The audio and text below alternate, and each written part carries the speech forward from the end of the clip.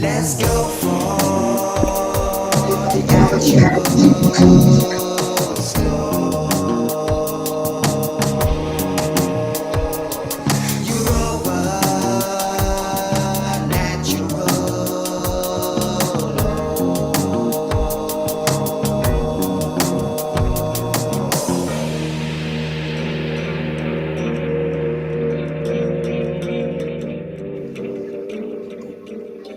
Yo, yo, yo, yo, yo, yo. How's everyone doing?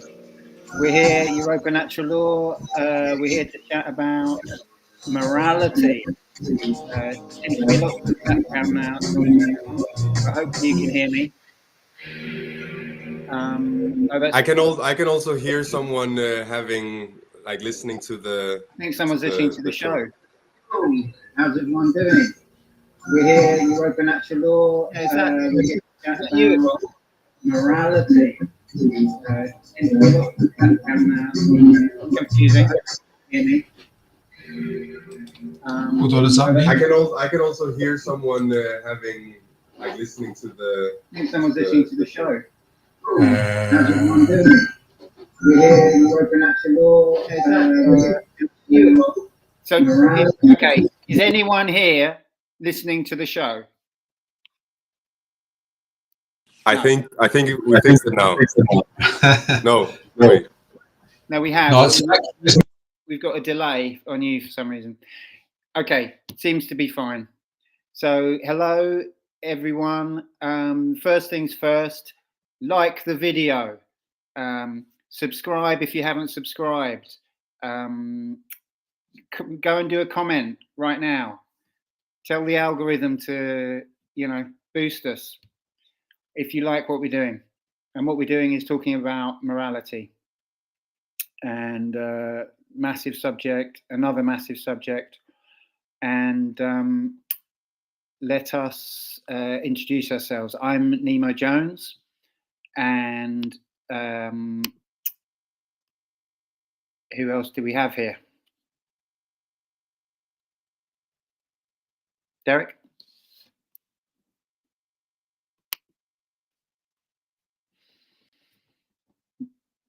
You're muted, bro.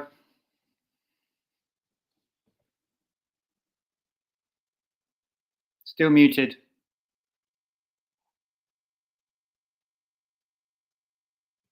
All right, let's go somewhere else while you figure that out. Hey, I'm Oscar, and this is the kind of things that happen when you're live. Things can get you can have complications, but it's great to speak with you all today again. Good to be with you, Nemo, and Derek. Are you unmuted now?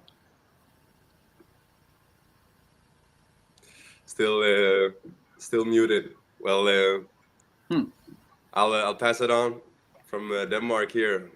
Yeah, hi, I'm Yvonne, and I'm from the UK in Norfolk.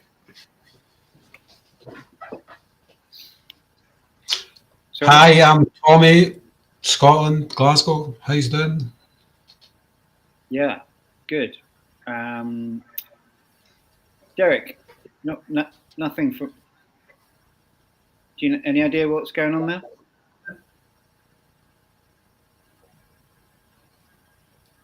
Okay, we'll have to carry on while you try and figure that out. Okay, so morality, huge subject, obviously, as I said, and one that seems kind of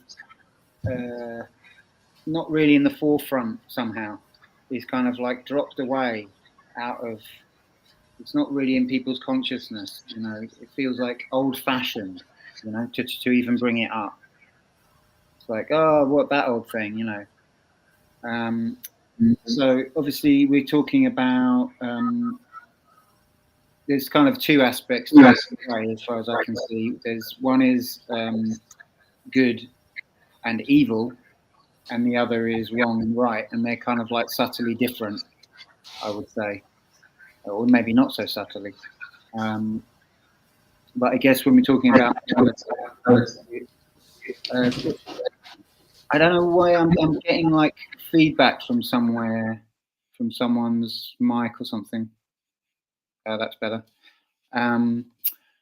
But yes, morality, wrong and right, I would say, is more about our specific actions and the decisions that we make.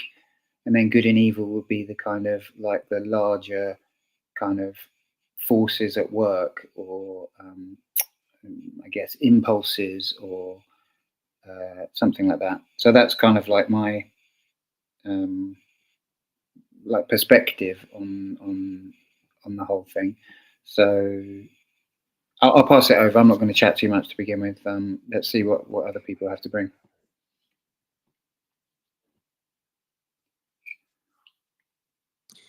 I'll tune in. I think this topic really is related to some previous topics on our roundtable discussions, such as, for example, healing. I really do think that our perception of morality is influenced by our health, or like our psychological health, and if we are traumatized and we don't process that trauma, I think it's possible for us to kind of get like a warped perception of morality and feel like that things that are unjust are somehow justified, and things that are immoral. Sorry, yeah, I said that. Yeah, then things that are immoral are suddenly okay, you know, and we see that like where people maybe have like are not able to set proper boundaries, and people just step over them, but they don't really see that as being wrong, or like and also the other way, where people overstep boundaries but they feel it's okay because wrong has been done to them or something like that. And then I think it's also really tied in with the topic we had last roundtable discussion, where we spoke about objective truth. So yeah, if there is an objective truth, meaning that there is a reality to be discovered, there is a truth about what is happening in the world, and how things work, that we can discover, that we can come to know. Well, the same actually does hold true for morality. And with morality, if I was to define it, I would say it's all about the difference between behavior that results in harm, that is the initiation behavior, that is violent because it violates the rights of others. We also spoke about rights in a previous roundtable discussion, and yeah, that's how I would define morality. That it's a quality of behavior where you can differentiate between morality and immorality, being the difference between actions that is violent, meaning that it is an initiation of harm, of like you're violating someone's property or someone's rights, you're taking from them, and behavior then that does not do that, that respects the self-ownership of others, that respects the freedom of others, and so on. Respectare. Can you hear me now? Yes. Wow, that was so hard. I was talking to you guys with my mic before we went live, and all of a sudden, what the hell? Anyways, Glad you figured it out. Yeah. When you got options, you got to use them. So, c'est la vie. Tech gremlins could come home and roost your shit whenever. Anyways, so yeah, Oscar, thanks for pointing out the property rights and all that stuff, and how we need to respect those. And also, I think we covered the fact that going over what is a right. We got to respect other people's rights, respect our own, and all that stuff. Mother Nature's rights. Going through the rites of passage to get that knowledge to put it into proper action wisdom, if you will. What is a right? Sometimes these things can be better explained apophatically, meaning to describe anything that is not a right, because there's tons of that stuff. And so we can look at it the same way of what is immorality, what is immoral, and we could just ask questions and answer those, and come to some pretty revealing truths about it all. Like what initiates harm upon other people, what violates their well-being, and those things. Do the words and actions and things that I conduct upon other people during whatever interaction, any given time of day, night, whatever, are they infringing upon that person's well-being and that kind of stuff? Is it, when we look at things energetically, there's this electromagnetic force within us and between life and just creation, the universe, and all these things. How are we respecting that electromagnetic integrity within other people? But especially, it has to, have respect for yourself first and foremost. For you to be treating other people properly, and it harkens back a little bit to religious text of the golden rule type of stuff of treat others like you would want to be treated yourself.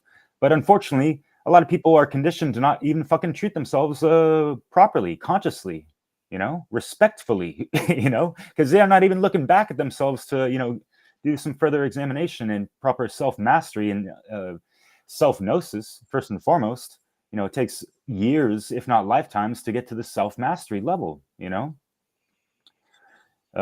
came here to be the true ascended masters, not worship fucking gods and that kind of shit. What if the gods are rooting for us to hold our own weight and become those megalithic tall tales of extraordinary strength and virtue and wisdom and all these things, right? Things to consider, and just have in the forefront of your inspirational Magi nation, I suppose, and inspire others to do unto others as you would like to be treated, or what do you not want to be treated like? Think about these things apophatically, right? So I'll just end it right there. Bonjour. I'll just jump in quick. Couple of things, because there's been quite an interesting dialogue going on a Telegram chat, not actually the ENL chat, but a different one, around, and one of the things that's come up in that, which it just it's funny because it made me think, is that the difference between harm and violence, because potentially you can initiate harm in self-defense. Seems kind of ironic, but that's to be very specific about language. It is actually true that you can actually initiate harm, but it could be justified because it's in self-defense. Yeah. Harm. Can you expand on that? What do you mean you can initiate? Well, so when we're talking about the non-aggression principle, of course we know it has to also be balanced with the self-defense principle. So when we talk about aggression, it's quite important to really differentiate force. Force just means like anything that we do really consists of the use of force. Violence is when you are the wrongful use of force, which basically means the initiation of harmful force. Right, but the self-defense is not initiatory.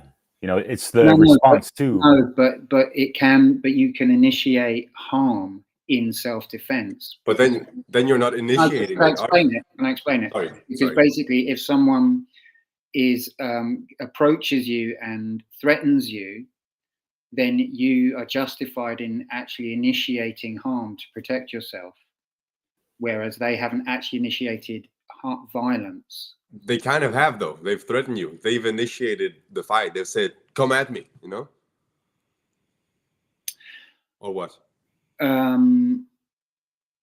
don't think coercion is the same as violence. That's why you wouldn't identify the 7, like the real sins, as all violence. They're not all violent. Coercion isn't violent. Let's go with the example. That's what I was trying to say. You are violating that person's well-being. You know, it doesn't have to be physical harm. You know what I mean? That's what I was trying to kind of just glaze over real quick. But yeah, not to get into like semantics or anything. If someone yeah, it is a bit of is threatening or is being like an asshole to you, and you punch them, who started the fight? well, it would depend on the. I mean, you're not being specific enough there, really, to sort of to clarify it. I mean, I'm having like a memory of there's this guy and, We all are. and he's being like super much an asshole, like really provocative, and it's saying like, oh, you want to fight, and then the other guy he jumps over him, and then it becomes kind of obvious that was like an overreaction, and the guy that was being provocative, he wasn't really meaning to, like, he was just having fun, or like even though it wasn't fun, he was just having a laugh, right? Who started the fight? If someone's, well, tell me what he was saying again. He was specifically saying, okay, so let's fight then, like let's have a fight, you know. But he was okay, yeah, but that's not, that's like, let's have a fight is not a threat, you know. Well, it kind of was in a way, even though it was in a nonchalant No, way. but rather than use, this is why I think it's better to use really clear examples, which are, you know, which make it really clear. So, for example, give me your wallet or I will cut you. Well, in that case, he started the fight very closely, right? Well, no, because he hasn't used violence. Well, he's threatening with violence. Isn't that, he's using violence to motivate like the threat of violence, right? The threat of violence is different to violence. He hasn't actually harmed you. But we don't have to wait until we get stabbed by the knife to realize, okay, now it's time to get into self-defense mode. You know, and there's other ways to respond. We can, you know, exactly. fight, freeze, fawn, whatever. The appropriate thing to do, if you're able in that situation, you know, if you think you could get, you know, obviously that's a different matter. But you are justified in initiating harm, physical harm, in that situation. Right. Yeah. You are initiating physical harm. Yeah. Yeah, I see what yeah, I think there's a fine line, isn't there, when it comes to a threat of violence? I mean, there's a point, and we've all been there, where you know that it's going to happen. I've certainly been in that situation, and at that point, you've got a choice. The way I always looked at it, well, I've not always looked at it this way. The way I look at it now is you've got a choice there. You can leg it, you can get out of dodge, or if you can't get out of dodge and you feel that you're in imminent danger, then at that point you have a right to self-defense. Because, like Derek said, you're not going to wait to get stabbed.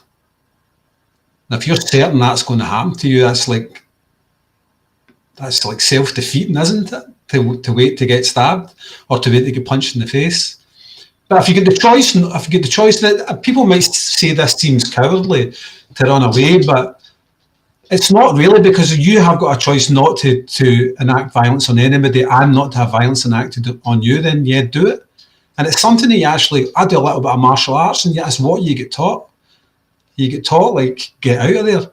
Only initiate fists as a last resort. But if you have to do it, you have to do it. You know. I think I have a problem with saying that self-defense is the initiation of harm, because if I'm making a threat of violence, then I'm taking your ability to go about your day unbothered by me saying, give me that, I demand it, you know. I'm overstepping a boundary there. I'm initiating an aggression there, and therefore your reaction to it cannot be the initiation of harm. I've as the aggressor, I've initiated it. What? Say that again, Oscar. It bothers me to define self-defense as the initiation of harm, or like saying that It's not necessarily. No, we're not doing that, but we're saying that you have a right to self-defence, right?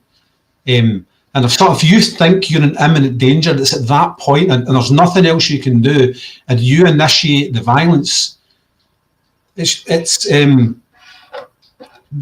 you're not initiating the violence. You're not initiating the violence. You're taking self-defence at that point, but it does involve force. and But the other person the only way I can defend myself, or like I can call it truly defense, is if someone started it, if someone initiated, right? And I'm defending myself, but you can see how it easily can become like actually not truly self-defense if I'm saying, well, I feel like I'm in danger, so I'm gonna initiate this harm because this person is making me feel uncomfortable.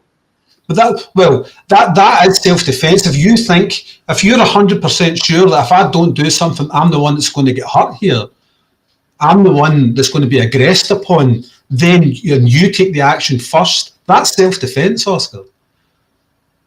That is self-defense. Why would you wait, as Derek said, to get stabbed? If there's nothing else you can do, and you're convinced that person's going to harm you. Okay, well, if I have also a memory with this, like I've felt uncomfortable with a person who was carrying a weapon, but he wasn't threatening anyone. He was just carrying the weapon, and sure, that person was carrying a weapon, meaning that there is the possibility of him to actually do violence, which can be quite uncomfortable when you don't yourself. When I didn't have a firearm, but he wasn't like it wouldn't be self-defense to initiate anything against him when he, like, even though I felt uncomfortable, right? But yeah, possibly he could take me out with his firearm. Correct. He could, but he hasn't threatened you in any way. He hasn't like brandished it to you. He's not making anything, let it be known that he wants to use it upon you. Now, the fact that you feel uncomfortable is a different matter.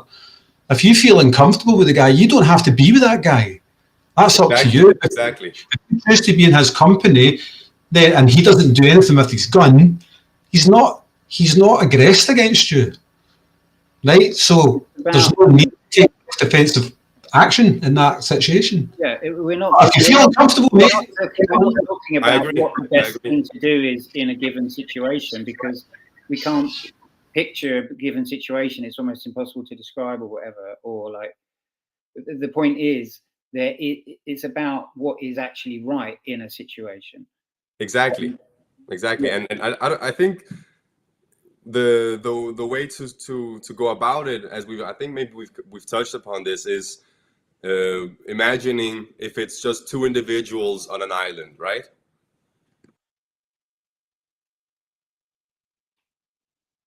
Yes. Like imagining like for example, I'm on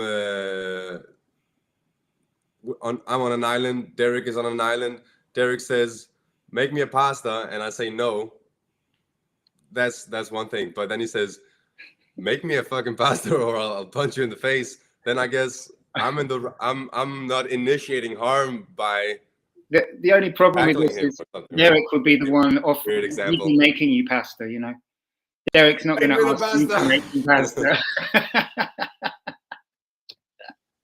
Bon appetit, y'all. We're getting way off topic, but we can tie in morality. Just, like any act of, this initial harm in the self-defense. What is the moral action involved in these interactions? And we could go ad infinitum on all these examples, but I think we're straying away too long. And we have not heard Yvonne and her wonderful, glorious day talking to the local folk out in Kingsland, beautiful place out there in England. Yeah. And, I really want to hear more about what you're talking about. Yeah, my little adventure today. Yeah.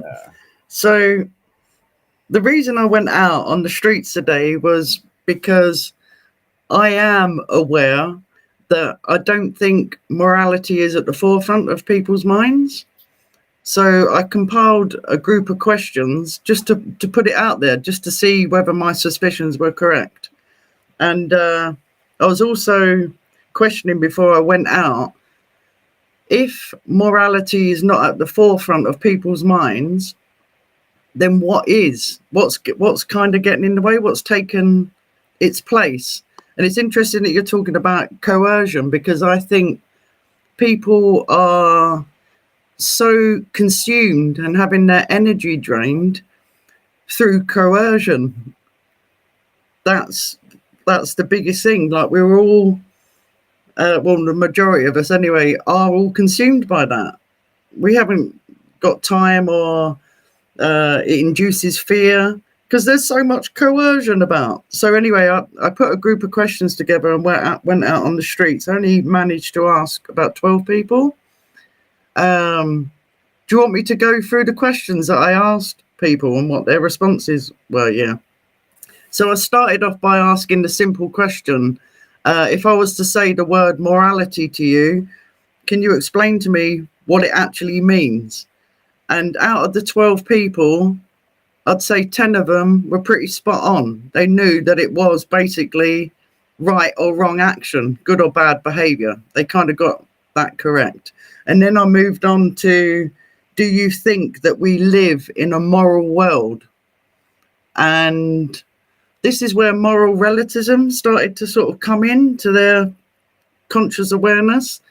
And it started causing a bit of, I saw in their faces, it kind of caused a bit of cognitive distancing in a way, because the obfuscation, you could see it in their faces, started to come in, because they were obviously thinking of all the different things going on in the world. So I had to kind of bring it back to basics. I said, like, let's just bring it back to basics. Do you think we live in a moral world? And they kind of went, well, no, not really. That was the general answer. And then I moved on to ask, do you think children in the schooling system are taught what morality means, or what moral behavior is, what wrong or right is? And the general answer was, well, no, not really, but they are taught in a roundabout way. And I found that quite interesting, that, well, why are children not being taught just what the word means? Like, keep it simple. What's moral? Why are they teaching it in a roundabout way? That they're teaching them, oh no, don't do this, don't do that, that's wrong. This is where the obfuscation I saw in people's faces, and the answers they were coming up with, what children are being taught in schools, But is where they're not taught morality. Sorry, just quickly, they're not taught morality by example. They're taught hypocrisy. no, They're taught hypocrisy and, you know, and injustice by example. exactly, As yeah. standard. Yeah. Which is where the moral relativism came in, because obviously they were saying, well, some people will think this, and I know my child's being taught this, and it was moral relativism that was coming in. It depended on where you were, that was what was being classed as good or bad. All right. And then I went on to ask, do you know what coercion means? And I would say probably only 1 out of the 12 knew what coercion meant. So I just briefly explained that it was someone persuading you to do something, and if you didn't do it, there was normally a bad consequence to that, like a physical consequence or a fine. I brought it down to people getting fined for parking tickets or the tax reasons. Then they understood what coercion was, right? And then I asked, do you think coercion is moral? And then, because they understood what coercion was, they all went no straight away. It was quite simple. So no, they didn't agree with that. And then I said, do you think that the institutions in our society and government use coercion? And they all said no. Yes, sorry, straight away. That they all, there wasn't any question about it, which I found quite good. That they all agreed that they use coercion.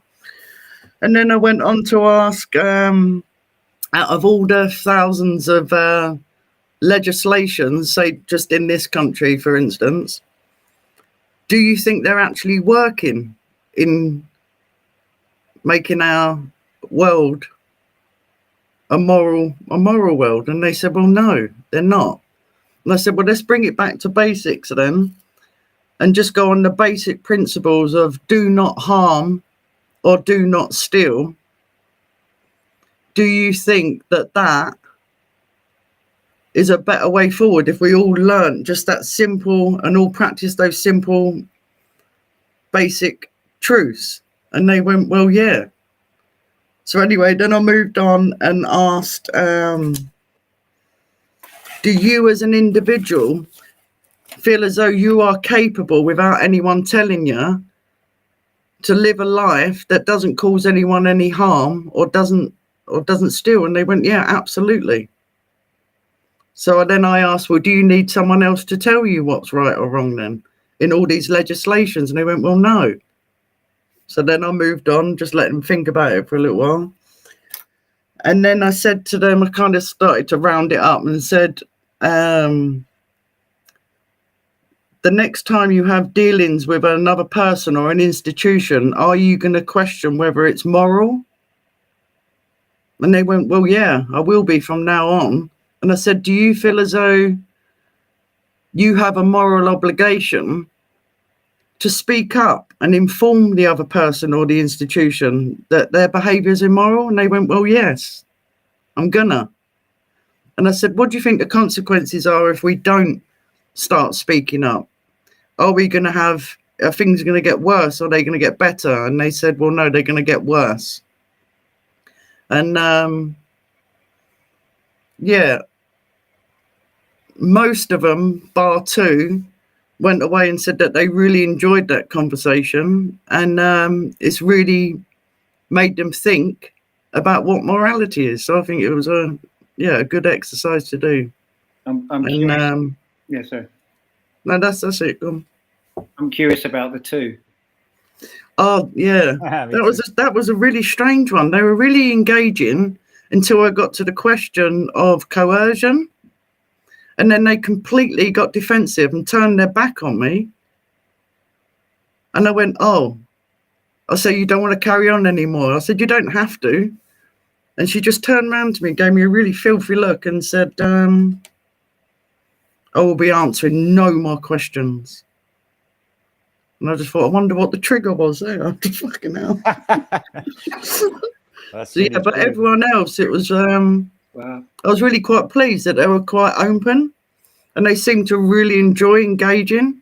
I suppose it comes from the lockdown. No one really speaks to each other anymore on the streets, you know. And they really appreciated it.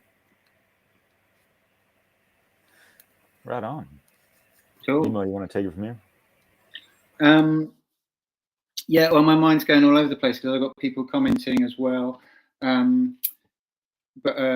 So just to sort of go back to the sort of slight tangent that we were on, you know, there is an argument, morally speaking, this is from Thelema, that, you know, if someone is violating your rights, they forfeit all of their rights. That's very extreme. If you think that through, it's very extreme, but there is a kind of moral argument for it, you know. It's quite a strong moral argument. So yeah, I've said it basically. But a great example, yeah. Yeah. So in other words, basically, you know, if someone is coercing you, you know, or lying to you, these kind of non-violent, you know, let's say offences, then according to that idea, they have no rights left at all. So you how you respond to that violation of your rights is really up to you. You could kind of do whatever you want because they have no rights left. They've forfeited all of their rights in treating you that way.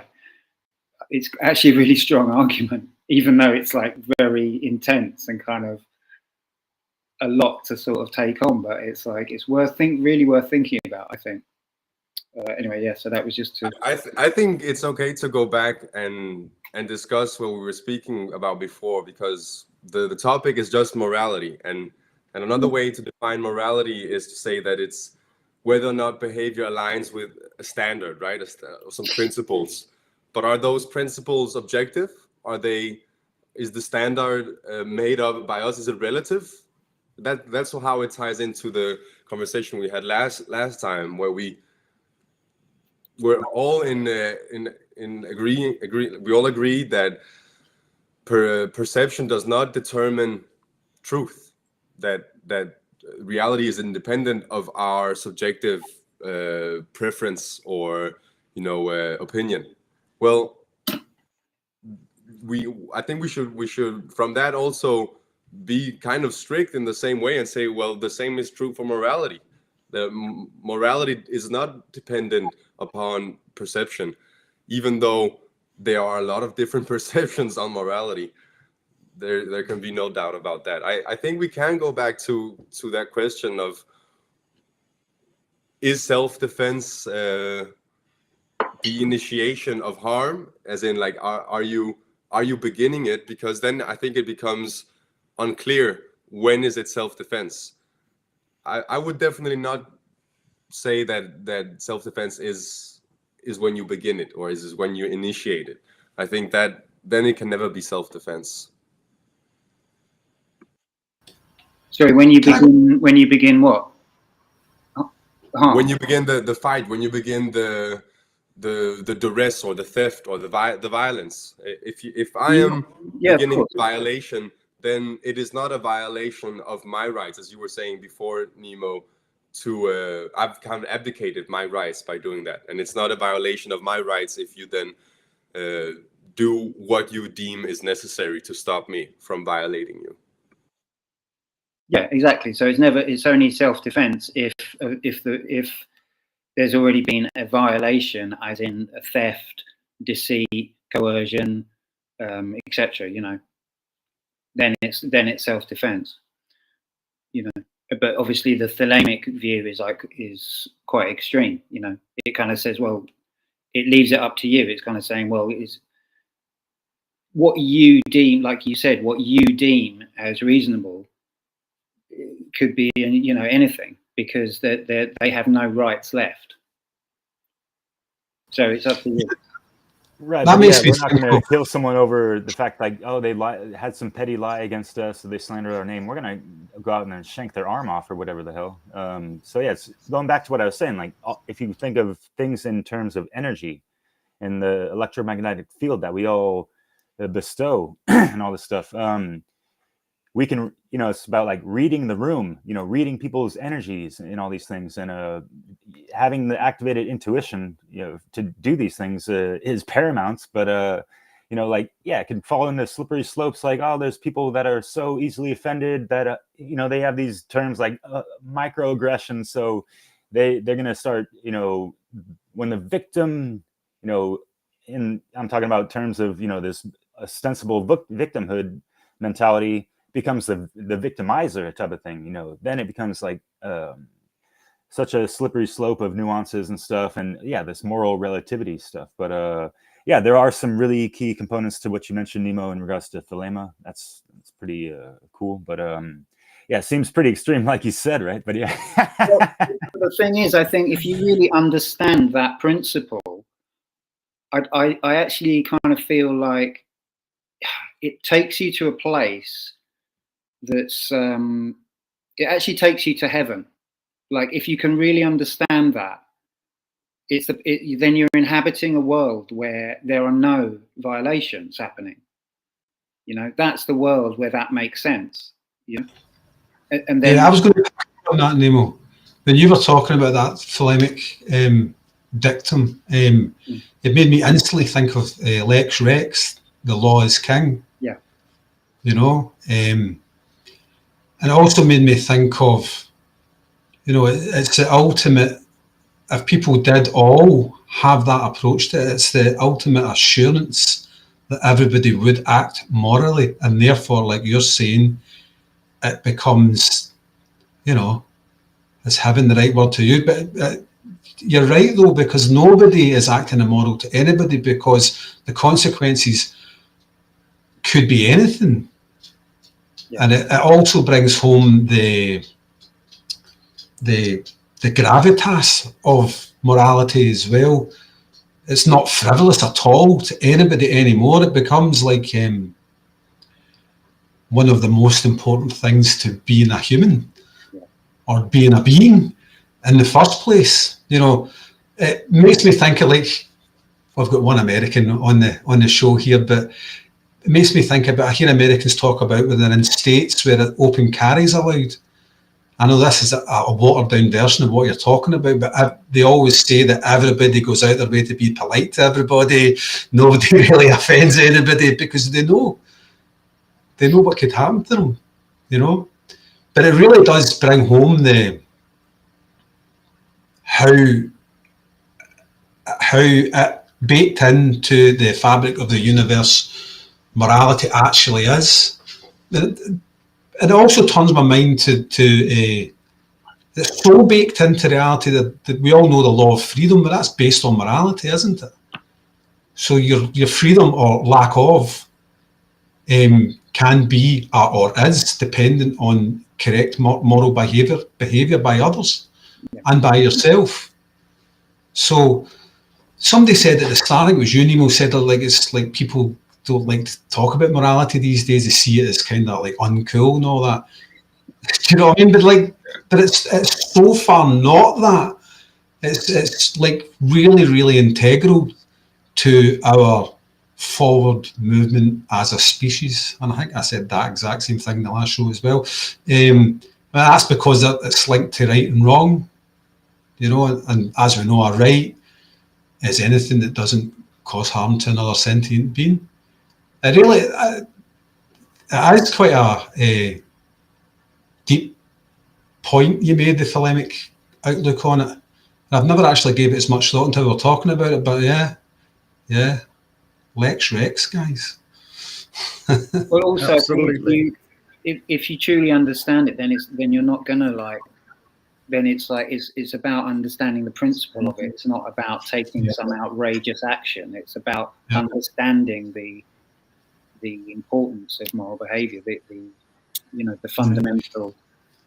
And it's not all, like, it makes you instantly think that it's going to be the most extreme thing that the person then has the right to do. They're going to take the most extreme action, and that's not necessarily the case.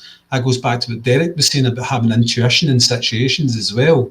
Yeah. But the possibility is always there, and the importance of it's always there. But if everybody did like abide by that, you're right, Nemo, like, would we even be on a panel show right now having a discussion about it? Because it would just be a given. Yeah. You know? What do you think about all this, Yvonne? I don't know if you even want to weigh in on this. No, I was just going to ask. I was only just going to ask the question. Do you guys think that we have a moral obligation to speak up about what is immoral? Yeah. Absolutely. Mm-hmm. Well, yeah, it's funny because my immediate response is yes, and then I'm thinking, am I doing that though? You know. So it's like. No, yeah, for sure. I'm sure you are, Nemo. There's also, like, to what degree, like which bit, you know, like all of it. There's like so much. You know what I mean?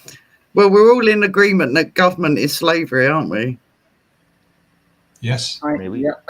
Yeah. So, but government, but it's self-inflicted. You know, I think that can be understood. That I think it's more.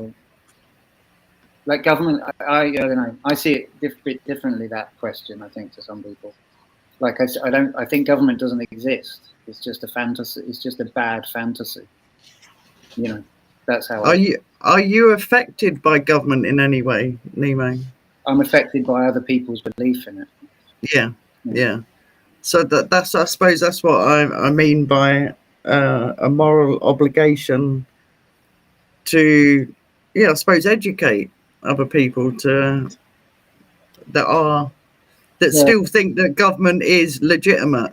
The question of whether you like. So I had this thing which I don't think I can upload it, but I made this for one of my recent things. I made this chart which had the lower realm of right action and the higher realm of right action, because I haven't heard I don't think I've heard other people talk about this, but this is where it's like there's morality in your everyday life or in like things that are affecting you and stuff, and then there's a kind of higher realm where it's like you're trying to create the causes that are actually going to impact long into the future, you know, and actually shift the sort of dynamic, the zeitgeist, you know, and that's a different thing. So, and that's not necessarily talking about things like even the government or whatever. It's more, it might be more talking about really basic principles. And sharing information, you know, trying to get that, trying to imbue the culture with these conversations, you know, and these kind of these ideas and principles.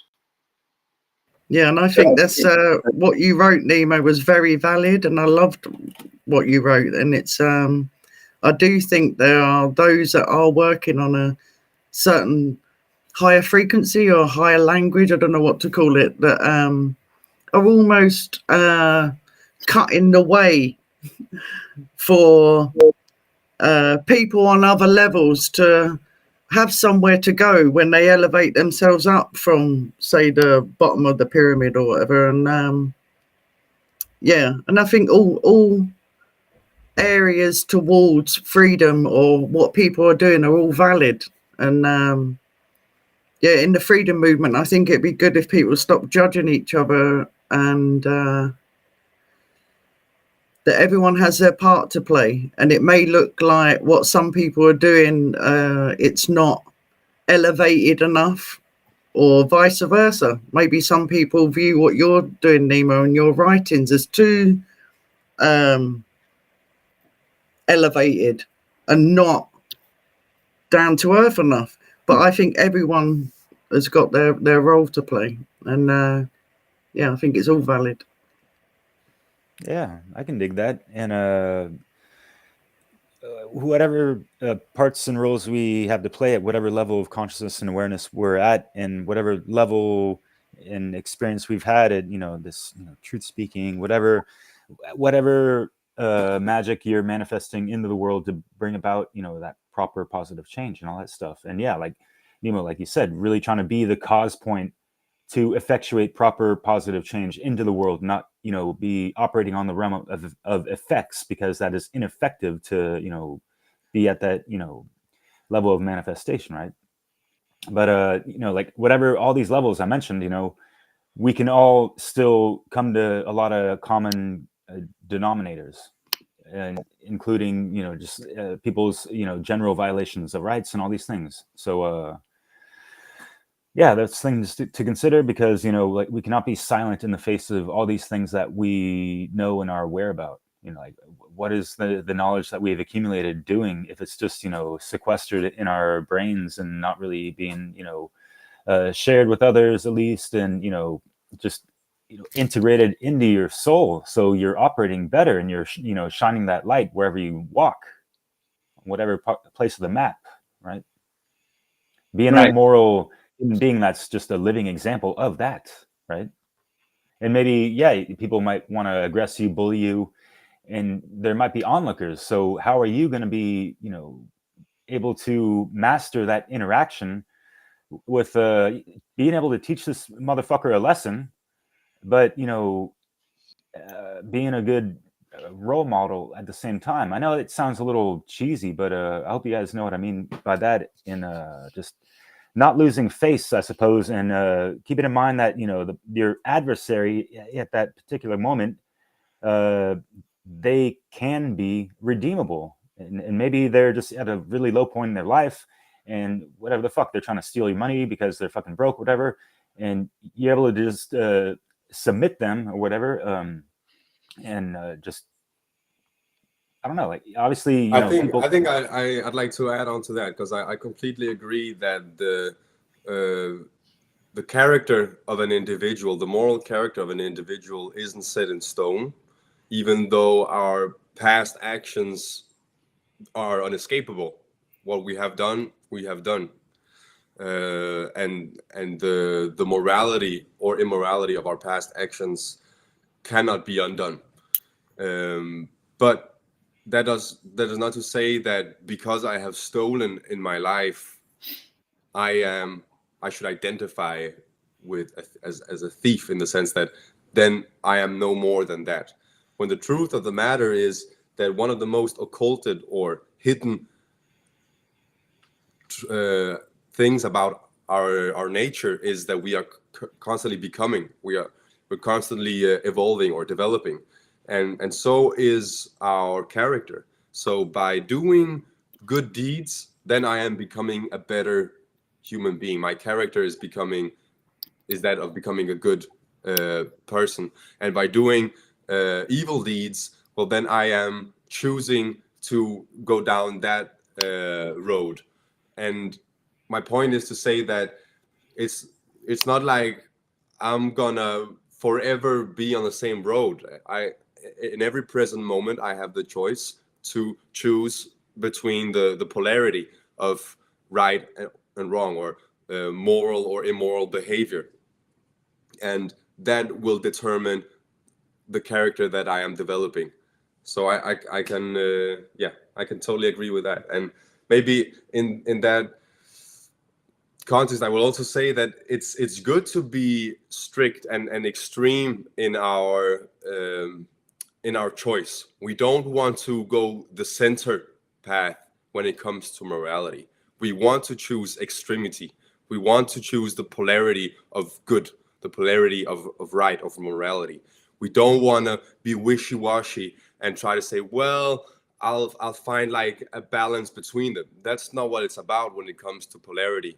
The same we can say when we spoke about last Sunday about truth. We don't want to have some truth mixed with some lies. We want to be extreme in our pursuit of knowledge. We don't want to accept things that are false, because then we will be confused. In the same way, we don't want to act in ways that are immoral, because then we'll be enslaved. I was going to say about the moral obligation question, just kind of echoing what Derek was saying, that it's about our capacity and our character, like what we can do. Like I'm not going to, like I've sort of feel like I've kind of heeded the call to sort of like step up and try and actually transmit and put stuff out onto the internet, and into the world. That's the kind of calling for me that's like quite clear. But I'm not going to like look down at someone who is spreading good vibes wherever they go and talking to people more. I'm not a particularly sociable person or whatever, but it's just a different character thing. But someone who's doing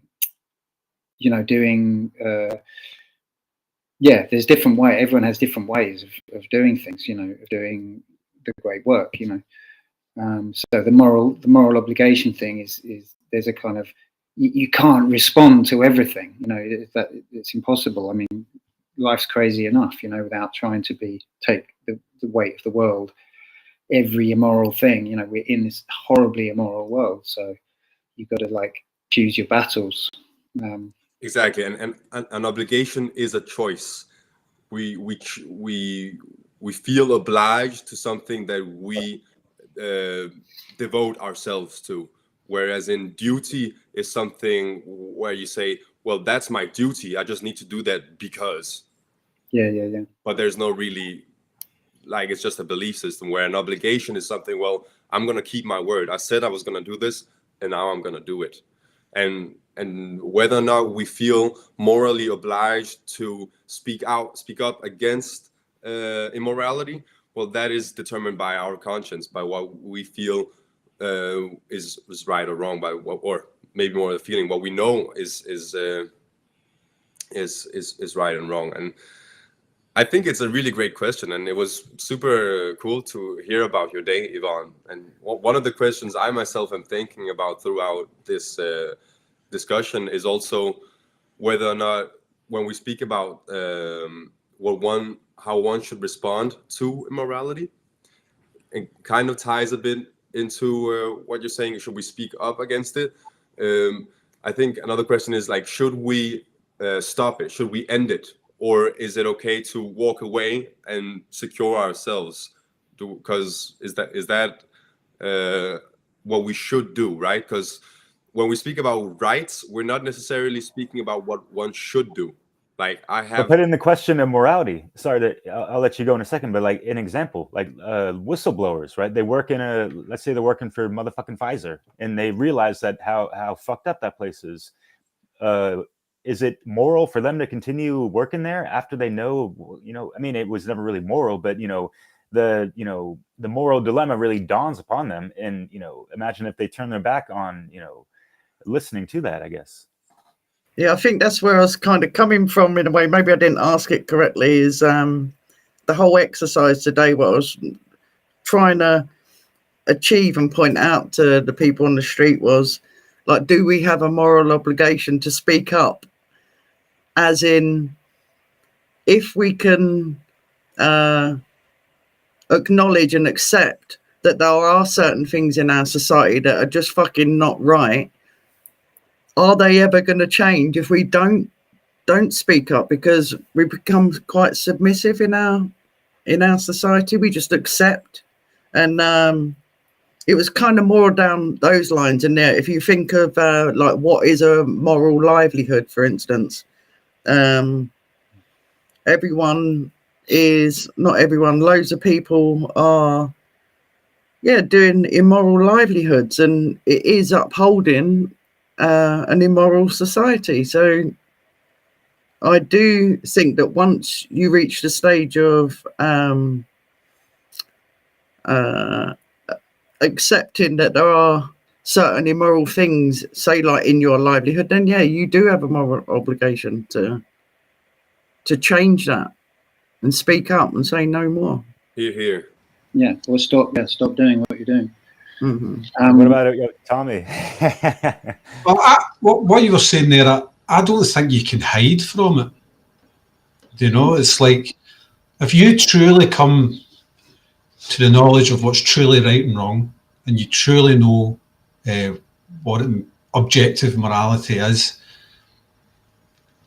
and you're not a psychopath, right? It beggars belief to me to then not try and do something with it. Do you know what I mean? To try and propagate it to other people so they can learn it too. Because a lot of people are doing immoral things because they don't understand what's right, what's truly right and wrong, and what's true. And they're all like thinking morality is subjective. And I mean, it's a spider's web, because they all believe in authority, and then so they look to government. It's that rabbit hole we've all been down. But if you come to the point that we're all at just now, is it up for question? Like, if you know what you're doing, say the livelihood question, if you know that's immoral, is it? It's not. To me, it's not up for question. You've got to stop Absolutely it. not. Absolutely not. No. It's like someone talked about, like, walking the path. Like, you've kind of got to walk it like you talk it, or There's only one path. There is only one book, and the truth of morality is written in that book. There is no other book. It is the one book. It is the right book. That's just what I want to say. No, of course, that's a joke.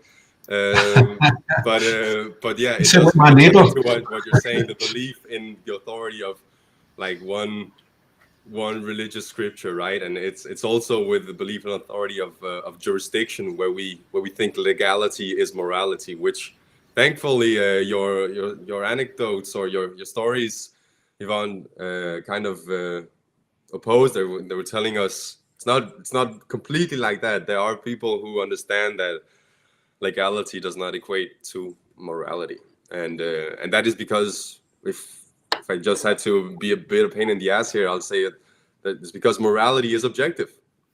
Morality is objective, and legality is not. Legality it's moral relativism, and moral relativism is one of the tenets of the religion that we maybe unconsciously are born into, right? In our society, there's belief in that an action can be wrong in one place and right in another, or at one time we can make an action immoral or moral, depending on the jurisdiction, on the legality of what some people have decided. I'm going to sort of like start to wrap it up. I just show this. Can I show that link? Yeah, sorry, did I pop it up prematurely earlier? Yeah, well, I just was chatting about something else, but this was just the thing that I was talking about. So yeah, this is just the thing that I made. It's about, you know, it talks about right action, which obviously is moral action, really. So I mean, it would take a bit of time to go through the whole thing, but, you know, get a screenshot or whatever. I don't know. I just thought I managed to grab it. I'm quite impressed with myself. That's the first time I've actually done this. Anyway, that's in my that is in my What is Natural Law Substack, baby, yeah. essay series, which is on Substack. And I kind of realized that we're not in the habit of plugging our stuff, because obviously most of us here don't really have content, but like we probably should like cross-pollinate a bit more. So anyway, yeah, so I've got Substack. Go and have a look. There's stuff on there. Yeah, so while I'm in this kind of mode, there's also, I just thought I'd mention that there's a lot of activity. There's like chat coming in all over the place. I don't know where half of it's coming from, because we're broadcasting to a few different channels. So there's people, and it's very hard. I find it very hard to focus on the conversation. I've said this before, that we're having, and then also bring in questions that people are asking and stuff. So sorry that, you know, I mean, Andrew was asking something on YouTube. Is minding our own business part of moral behaviour? Which I thought was interesting. And who decides what's moral and not? So those are obviously big questions, but we haven't really got time to address them. But we can. Joy is on the Telegram group, so she can get stuck in there if she wants. I'll plug the Telegram group as well. So that's up on the screen at the moment. It's also in the links below. Yeah, all the people that are commenting, comment on below the video as well. That, you know, that helps, I think, and like and all that if you haven't. I think this was a great chat today. What we're going to talk about next week is going to be one of the following three. Should have mentioned this earlier. We've had a vote on the Telegram group, and all the topics are really popular. A vote. A vote, yes. So we got we got some great topics lined up, but the favourites at the moment are property, anarchy, and order followers. So it will be one of those. So I mean, if you put in a vote now, quick, maybe it could tip the balance. I don't know, but it will be one of those. And if you want to get involved in the discussion, do join us on Telegram. And we're very close to 100 followers, I think. 100 members, 95 members. So yes, that's all great. I sort of like think we could sort of wrap it up more or less. If anyone's got any burning things. Yeah, definitely. And I just want to say that, yeah, like the Telegram chat is more of an actual discussion forum. It's, you know, not about just posting links to videos and all that jazz. You know, that gets so fucking tiresome and all this stuff, especially when people don't even, you know, say anything about the video that they're sharing. You know, knock that off, y'all. I'm not saying it happens with us, but other places where we could have, you know, actual meaningful conversations and interactions, right? But yeah, to each their own, and yeah. And yeah, we could all mind our own business. But are we going to be allowing, you know, our fellow brothers and sisters just to get, you know, raped and stolen upon and coerced into all this fucking bullshit? Yeah, like Nemo said, pick your moments and battles and all this stuff, you know? Like, we can't be going out there like on some fucking superhero juiced up journey the whole time. Of course, you know, we're gonna get ourselves killed and severely fucked up probably. But just to anchor in what's really important, and to really understand that it's not about who decides what's moral or not. It's just aligning to the motherfucking isness, the objective truth, objective reality. That is part of objective morality, natural law, cosmic law. And humans have been able to study this, a la how I like to call it, the science of life, if you will. And we can find these in arts and sciences, and many different mystery schools, and even some golden nuggets sprinkled throughout religion. But if you look at the historicity of religion, they're not fucking that moral. How much blood do they have on their hands? Sorry, but not sorry at all. But one thing I like is I don't know. Please correct me if I'm wrong. I don't know if it's the Buddhist or Taoist, but it's the Eightfold Path to right action. And this is the heart-based electromagnetic oscillating life force energy that is the moral compass within your soul. This is the seat of the soul. Zerlath, he had a comment of, in regards to Oscar, what you said with the one path, the one book, it's like the book of life, the book of love, the book of, your heart, your first eye. And are you having the right view on things? Perception, is it aligned to natural law? What is right? What is correct? What is moral? And all these things. Do you have right intention? I'm not going to go on a tangent on every little thing, but going down the list, there's 8 of them. Right view, right intention, right speech. Are we speaking forth, conscious words, abracadabra, mother lovers, right? We're casting spells every time we open our mouth. So sharpen your swords, or S words, on a good, proper stone, preferably the philosopher's stone, right? But dig it. And then, obviously, right action, right livelihood, right effort, right concentration, right mindfulness. This is the first cosmic law principle. This needs to be focused on the first, focus, hocus pocus, all that focus. Yeah. That's all I got. Can I share a quote from Alexander Solzhenitsyn, the guy who wrote the Gulag Archipelago? Oh, it's not a slide. It's just something I have here, because he speaks about in the Gulag Archipelago. He has this line. He says, "If only it were all so simple. If only there were evil people somewhere insidiously committing evil deeds, and it were necessary only to separate them from the rest of us and destroy them. But the line dividing good and evil cuts through the heart of every human being. And who is willing to destroy a piece of his own heart? Question mark."